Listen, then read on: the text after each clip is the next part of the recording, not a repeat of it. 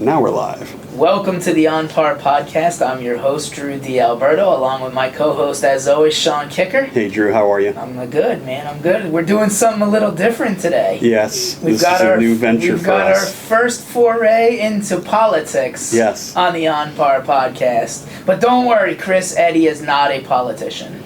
He's an Air Force veteran, he's an FBI veteran, and now he happens to be running for Congress.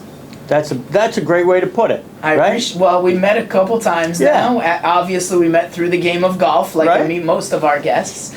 Rich Rogers had you to 6 Degrees as a guest, a couple weeks ago now. And I am the most apolitical. I think that most people in Congress don't belong in the country anymore. They belong extradited or in prison.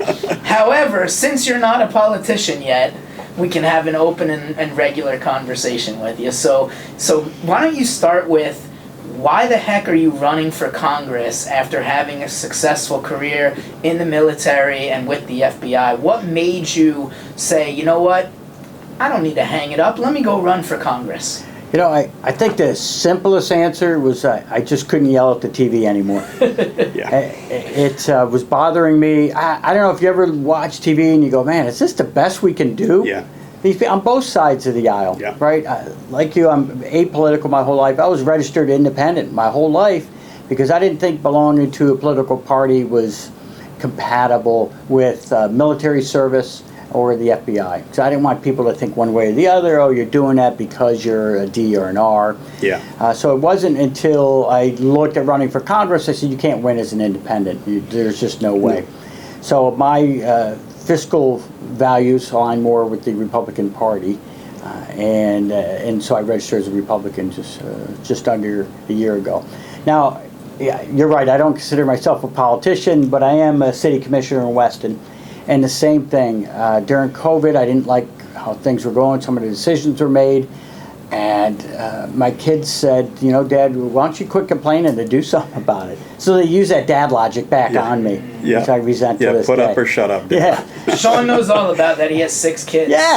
He's been logicked before, I'm sure. And they've heard me. And they've heard They know where I stand. He's a pretty logical guy, too. So I went and complained to my city commissioner. And I said, hey, I don't like this or this. And after a while, she said, I get it.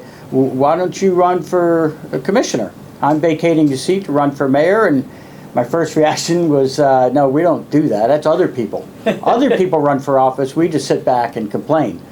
And she goes, well, wouldn't you rather be the one making decisions rather than somebody else? And that kind of hooked me. So my wife and I said, this is the last day of qualifications and to get your bank account, get your form signed.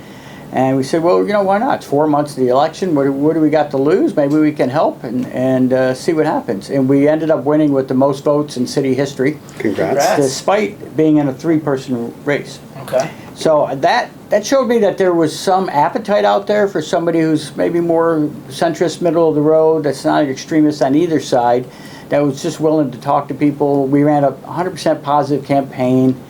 Nobody likes the bickering, that goes on in politics, and I think politicians tend to feel sorry for themselves. But and that just showed me that I think even on a grander scale, that 80%, 70% of the country is maybe more aligned. Yeah. So we took that one step further and said, you know what, I don't want to wake up 30 years from now and say, man, maybe I could have done something to help with our deficit or help with the immigration problem. So we said, what do we got to lose? Like you mentioned, I've already had my career as a retired general and retired FBI, and I teach at FIU as well, National Security and Foreign Policy. And I said, if I lose, I just go back to doing what I was doing. Serving your country one way or the other, right? But I definitely wanted to try. And let's also just say thank you for your service. Yeah. Both of my grandfathers were in World War II, so I've always had a space in my heart for the military. They told me they were both in the Army, and fortunately survived. One got a Purple Heart, one got 2 Purple Hearts. And they told me, absolutely don't go into the military. So, of course I support the military, and we support the military through the First Tee of Broward and raising money through the 100-Hole Challenge, which we just spent half an hour talking about on our last show. A lot of those funds go towards our veterans programs. So, but Chris, what do you see as kind of some of the driving forces of what do you think is important, and what do voters think is important, and what do you need to do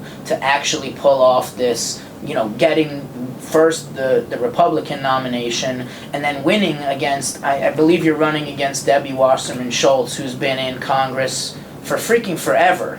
So what do you need to do, and what do you see as some of the most important things that you need to use as talking points to get elected? I consider our family average, right? With that, we grew up and our parents taught us to be victors and not victims, right? Don't blame others for our shortcomings, and to work for everything that we get. But when you do win, you share the credit, and when you lose, you take that responsibility. So coming from that vantage point, I think that most Americans just want a civil discussion. I think they're sick of all the bickering that goes on TV, the Congress people that just, after session, they just go right on TV and maybe distort the truth, I'll be nice, about the other sides and the other side's positions, or worse, release national security secrets when talking about things. So the first tenet that we're running on is just civility. I'm not going to do anything to embarrass my family or my reputation or my children. So I think most Americans want that. And I'm hearing from both sides of the aisle. I got a lot of support from the Democrats that are more centrist that say, we're headed down the wrong path. And a recent survey showed that 65% of Americans think we're headed down the wrong path. So that's both sides. Yeah, that's right? telling. That's very telling. 65% is a pretty big number. It is. And it's been consistent for the last year or two. So both sides feel that appetite. And when I'm reading things about how we're spending our money, the student loan repayment, it just tore me up to when they're proposing to spend $500 billion to help students pay back and forgive the student loans. You could see that coming when the federal government overtook the student loan program. They could pick winners and losers. So it seems like they're more concerned with student loan payments and Social Security payments, because as everybody is well documented, the fund is going to have to reduce its expenditures by 20% in the next 12 years. So if they don't find some way to increase Social Security funds, everybody's benefit goes down 20%. Yeah. And I don't hear anybody talking about that. Yet we just spent $400 million on border security, not in the U.S., in the Middle East. Yeah. So they spent $400 million to help Middle East nations improve their border security.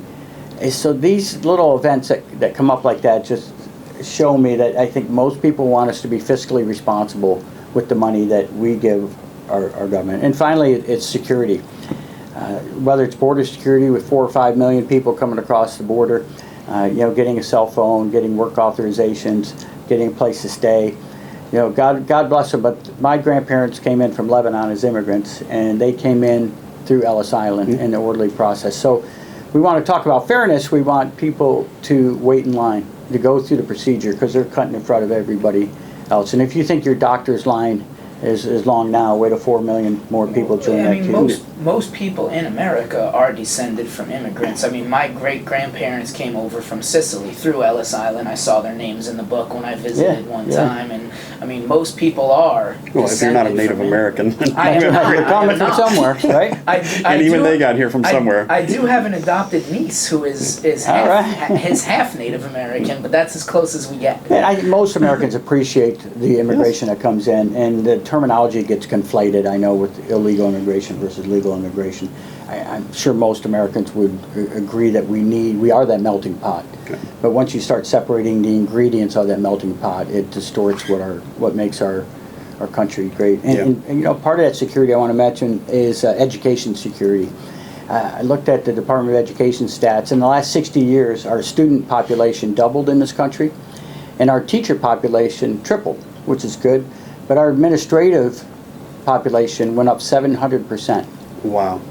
So we're spending more money per student, but a lot of that's going to the administrative staff. And I don't necessarily blame the schools. A lot of that is national and state requirements they levy, and it requires more people just to do the bean counting.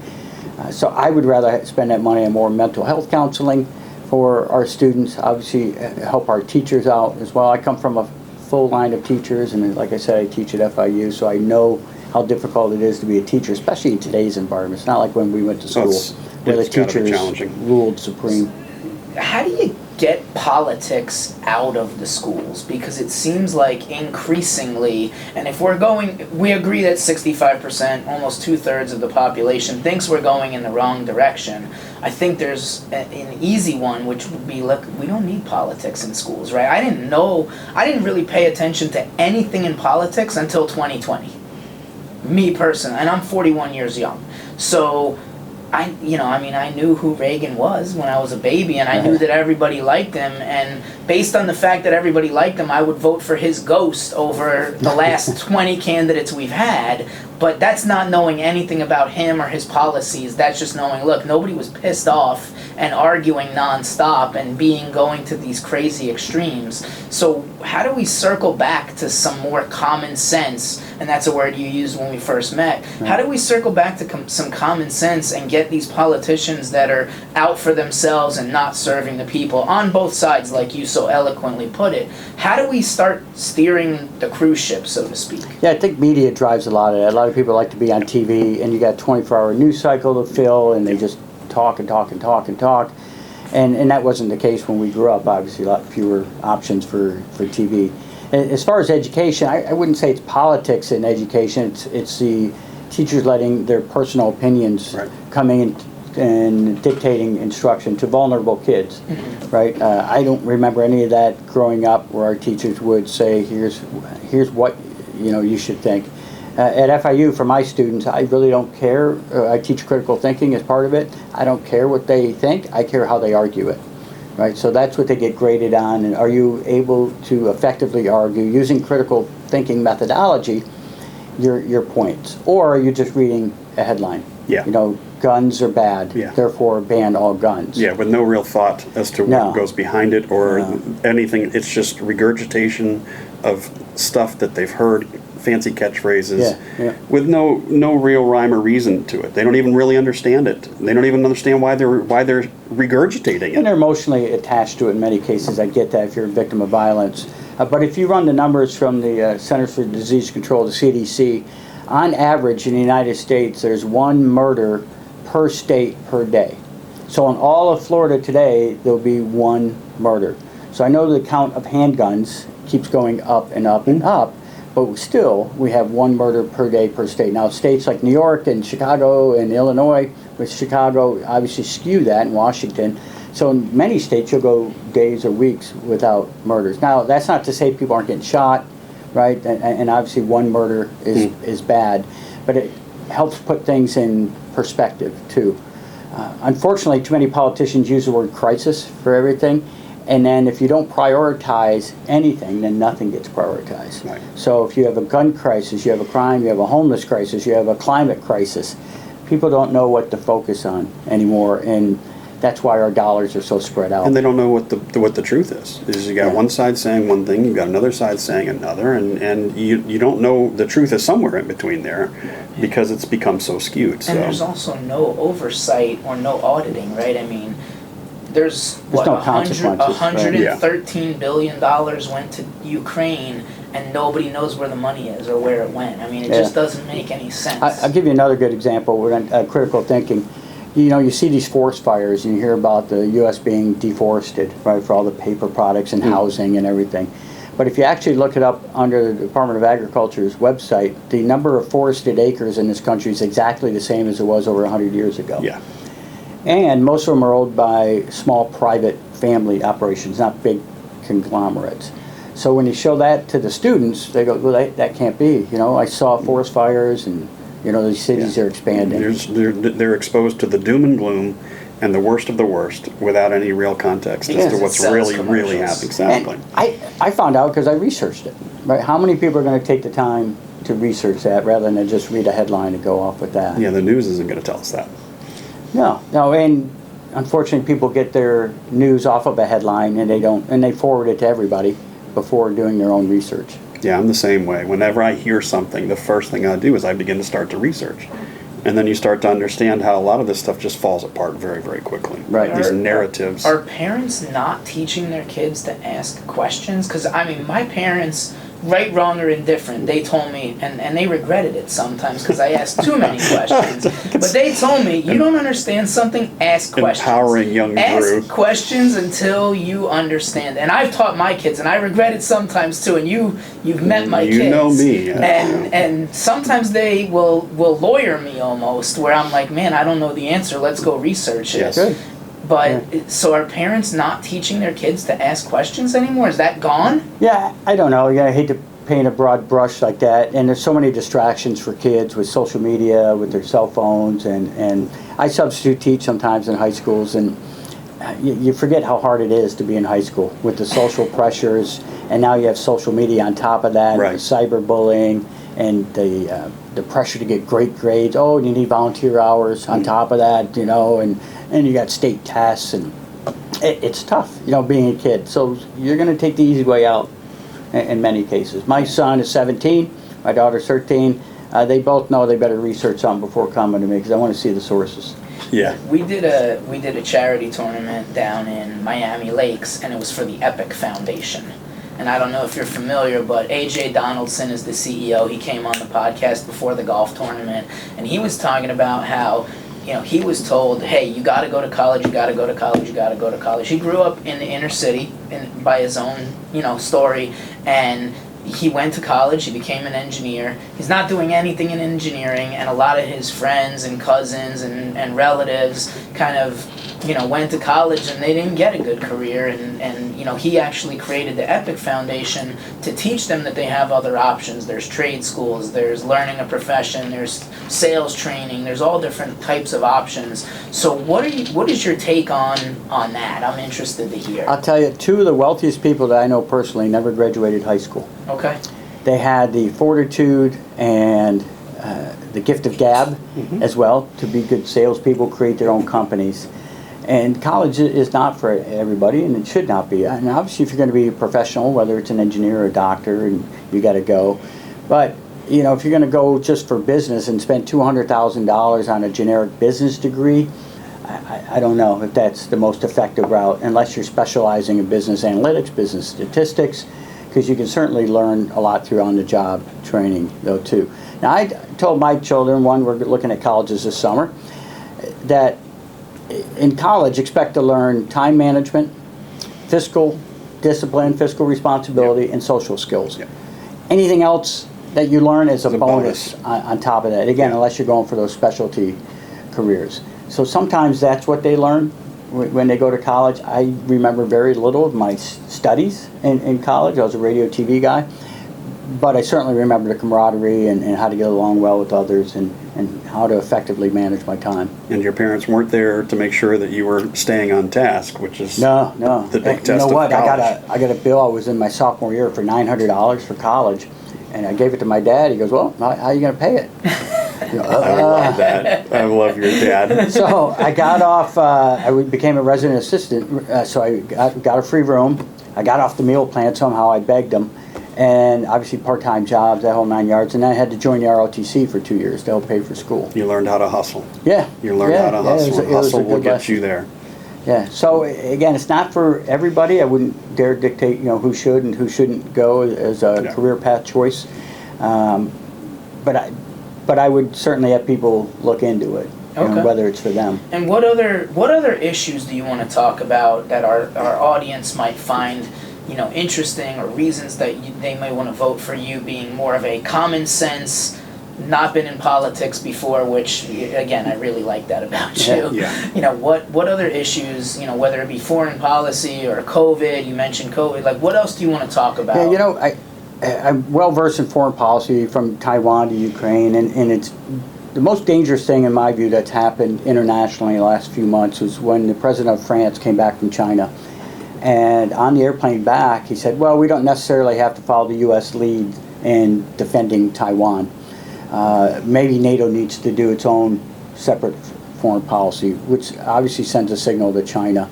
The second thing is, well, it's okay to supply our allies in Ukraine with weapons, if that's the plan. We are depleting our own military stockpiles in doing that. And what's the plan for replacing that? So when I talk to people, and I talk to hundreds a week, I don't hear any of those questions about foreign policy. I hear about why are eggs $4 a carton, right? Why is the price of everything going up? The price of gas is artificially low because we are still depleting our emergency stockpiles of oil.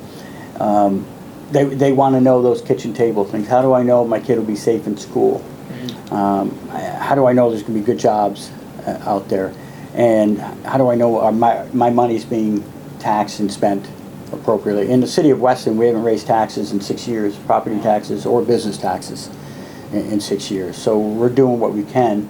But with insurance going up, and that's another big thing we heard, what we do about home insurance, and rents going up, those are the issues I hear about. And I just taught a class at a high school, asked me to come in. I told all the students just delete the TikTok because it's a Chinese algorithm. It's poison. And China's version of TikTok is all positive. They teach your kids how to be respectful and how to learn, how to be good citizens. And ours, they purposefully build those algorithms for that. And I talked to one girl, and she said she was led down such a path on TikTok that it caused her to start cutting herself because she thought that was appropriate. Yeah.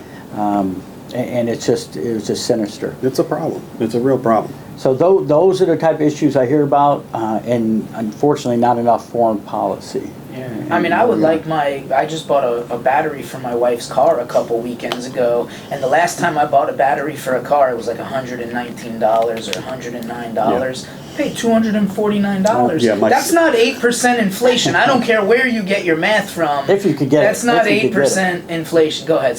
You just backed up because my son has a battery had to be replaced, and he told me there was $250, and I thought, my goodness, you thought he got ripped off. I thought I got ripped off. I thought some guy behind the counter ripped him off, and you just confirmed that's how much things cost in today's market. That's 120% increase from the last time I bought it 2.5 years ago. Our government mandates, right? And I'm against irresponsible government mandates. I grew up in New York. My mom's still there, 92 years old. It was my first endorsement, by the way. She goes, "You'll do a good job." I go, "Thanks, Mom." Thanks, Mom. And my brother and sister. And the governor of New York banned gas stoves in new construction for, I'm not sure if it was environmental reasons or health reasons, who knows. But once you do that, you're picking winners or losers, and you're dictating what's successful and what's not. So we need to lower the number of mandates, especially at the federal level, and push those decisions down to state and local levels wherever we can. Well, this is where they talk about lobbyists have a hand in this, where they're influencing our own policies at the federal level. And they're spending lots and lots of money to do it. And I am a big fan of we the people and the United States of America, meaning that the power should be in the states, which means that it's more local. Yeah, that's where I'm at. I'm all for the environment. I have 2 electric cars. I have 38 solar panels on my house.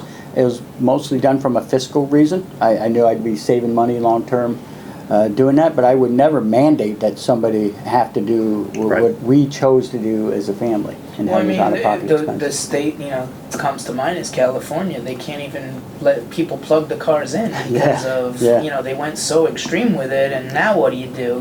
That you're like, okay, I got an electric car, and that's great, but what if I can't charge it? Yeah. I mean, we have hurricanes down here, and we've gotten some of the worst rains that we've gotten ever the last year. 2 years. This rainy season's been brutal. You mentioned this a week. Getting rained out of golf 8 times in 2 months. No, the horrors. Well, speaking of golf, then let's bring it back to golf since this is a golf-focused podcast. How does golf come into your life, running for Congress now, and then what are your thoughts on? Obviously, it's for networking, but how does it parlay into this? When I was younger, we didn't really have money to play golf, and we had a little par 3 course in our town and a regular one. So my dad took me out once or twice, but once I got in the Air Force as a second lieutenant, I go, everybody else is golfing. That's how you do it in the military. So I tried it. Got to go out on a regular basis, and then my personality, I just don't have the patience for it. I'll look 10 seconds tops for my ball in the rough, and I'll just drop a new one. So I go through a dozen golf balls or something during a round. But I do charity events and pick that up and just like to have a good time with it. And I think the best thing that happened at the last golf event we went to, it was you play at the Caddyshack course. Yeah. And I didn't hear, Yep. the only time I went golfing, I never heard a Caddyshack reference. So I figured there must have been some fine system. They're so tired of it over there. They'll roll their eyes at you if you say, if you come up with any quote from Judge Smales or Rodney Bishop Pickering or any of the above, you're going to get the obligatory eye roll. And golf does teach you a lot about life. I'm sure you guys have talked about that, right? And the fairness and the discipline that it takes and the camaraderie of it, which is the part I enjoy most, you know. And I think that a lot of that could go a long way towards politics too, where there's more fairness. Part of the reason politics is, I don't want to say broken, but uncivil nowadays is when people got elected, they used to move to Washington, take their families out there. So the politicians on both sides used to have picnics and go to each other's homes and go out to dinner, and they go to their kids' sports events. Now it's a Monday through Thursday job, and they fly in and out. So they have very little interaction. And it's tough to call somebody a dirtbag on national TV when you just had them over your house, right? Yeah. And you spent time with their family. So I think that's one of the reasons, and obviously people catering to the extreme ends, the people that either donate to the party or the ones that tend to be the most vocal. They might be the most vocal, but the center of the country is really the portion that votes the most. Yeah, and just like anything else, there is the vocal majority on the left, there's the vocal majority on the right. But I still believe, and I'm glad that I think you believe as well, is there's still more people in the middle. And if we can grow that middle, those fringes become a little less extreme. You know what I mean? They get the TV time, right? But you see what legislation they get passed, which is none. You see what influence they have and how much they work for their district, right? They become enamored of Washington and the power politics. Right. And that's certainly not me. You know, I'm not interested in that at all because I'm a country before party guy anyway, honestly. I'm going to do what I think serves the people of the 25th District the best and then our country the best as well. Well, we certainly wish you all the best. Great. Yeah, I'm looking forward to the journey, and we'll find out if the center of the country, or at least the center of District 25, feels the same way. We'll start voting, right? Yeah. So tell the audience, you know, how can they get involved if they want to support you? What can they do? Are there events coming up? Sure. You know, give us the how can we help Chris Eddy get elected? Yeah, we have a website, Eddy4Congress, the number 4.com, and on there's about upcoming events. We are in fundraising mode and volunteer mode now. Oh, another thing I learned about politics. This is all new to me. To get on the ballot, you have to pay $10,000 to get on the ballot, or you get 5,000 signatures. Okay. So we're out getting signatures signed of 5,000 people. Because to me, I'm a fiscal disciplinarian. That seems to make the most fiscal sense to me. So we're close to 800 already in just our first couple months, so we'll finish by the end of this year. We are doing neighborhood meet and greets right now, where a neighbor will have 5 to 25 of their friends over their house, and we'll just go in, have snacks, and I'll kind of give out my spiel and get some feedback, and then it kind of spider webs out from there. The other thing I learned is when politicians say they raised $1 million, they don't keep $1 million. The fundraising apparatus behind that keeps 70 to 80% in many cases. So they might keep 200,000 of that whole million, and we're not doing that route either. Every dollar that we get raised gets spent directly on the campaign and not to some machine in Washington. That's awesome. All right. Anytime we can keep money out of Washington's hands so they can waste it, I'm in for that. So that's a whole industry, behind this election process. So in fact, somebody called me this morning. Hey, we can help you. We have the secret formula, and put us on retainer for $6,000 a month. I go, $6,000 a month? It's just crazy. Yeah, I'll bet it's very eye-opening. Yeah, so we're going retail campaign. We've been to churches already and neighborhoods, and any group that'll have us, we're happy to come out and speak. All right, so it's Eddy for Congress, EDDY, the number 4congress.com, if you want to support Chris in his run for Congress. So thank you for being with us today, Chris. We appreciate you, and we'll see you guys next time on the OnPar podcast. Thanks, I've enjoyed it. Thanks, Chris. Thanks.